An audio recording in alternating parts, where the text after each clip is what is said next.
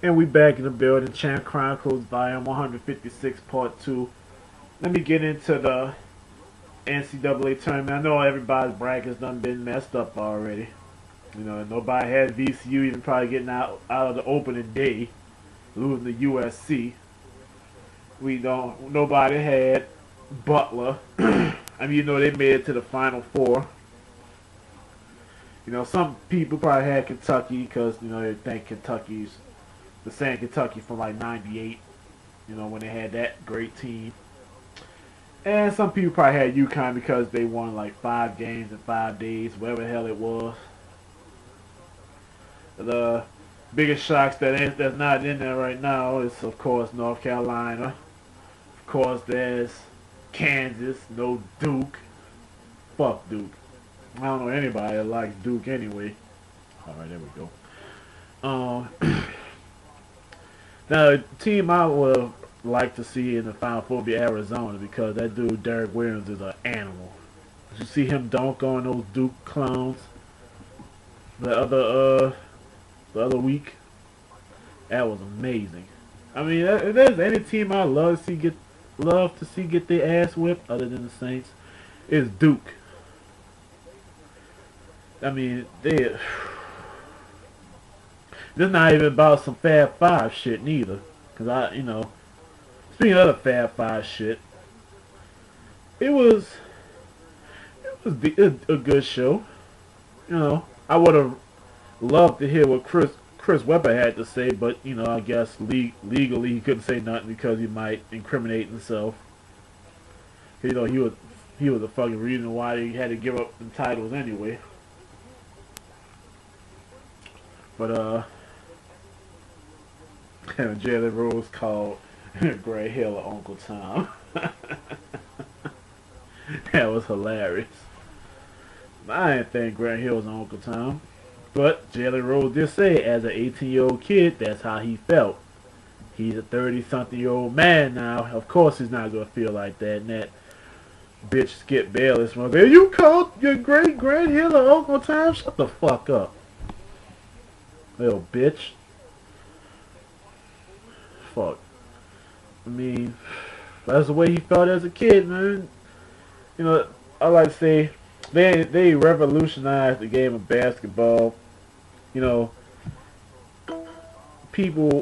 college athletes back in the late 80s, early 90s was wearing nut huggers. I mean, like 2 inches, 5 inches up a thigh. That's where the shorts stopped. I mean, god damn. Can you imagine that shit?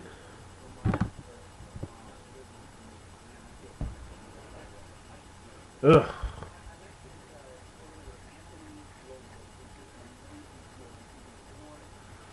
Shush. But anyway, that's what I meant by when Michigan changed the face of college basketball, just for the simple fact that it brought attitude, you know, it showed some raw emotion. People getting dunked on, getting your face, screaming, holler, ah, that type of thing. College basketball didn't have that before. Now it does. Now they're trying to legislate it back out. Every little thing you do is going to be a technical foul. Look at somebody the wrong way.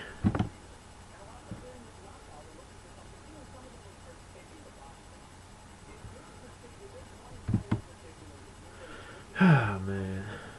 Excuse me for a second. I gotta read this right quick. Finally, Sir Princess status about.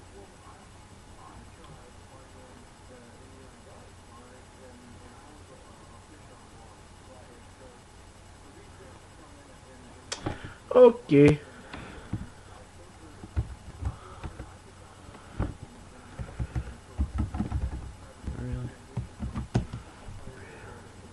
Really? Really? You really? You really?